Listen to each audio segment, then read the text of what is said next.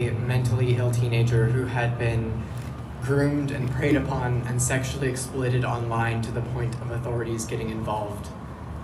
I spiraled into a hatred of myself and my body and was told that it was just because I was a boy born in the wrong body and that this would fix me.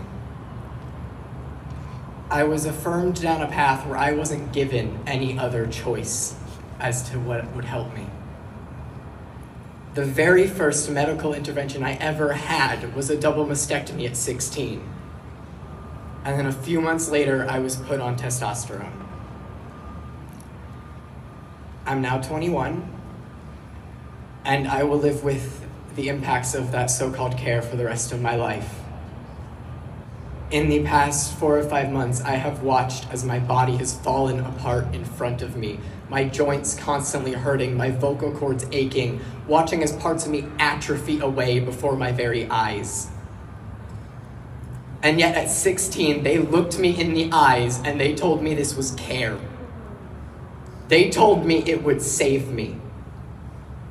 Despite the fact I was never suicidal, my parents were baited with the idea of, would you rather have a dead daughter or a living son?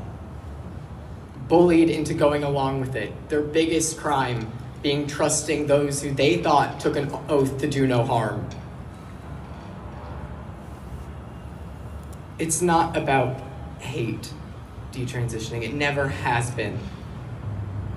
It's about keeping kids whole. I've worked with children. I've seen them explore the world, and I've seen that magic that they have. And doing something like transitioning them takes that away. How can you look me in the eyes and tell me that a child can consent to being chained to an experimental medical industry before they're even old enough to drive or understand the impacts of what that means in the first place? That's right. That's right. Kids deserve to be kids. They deserve to get to explore the world as a safe and loving place. A mentally ill teenager who had been groomed and preyed upon and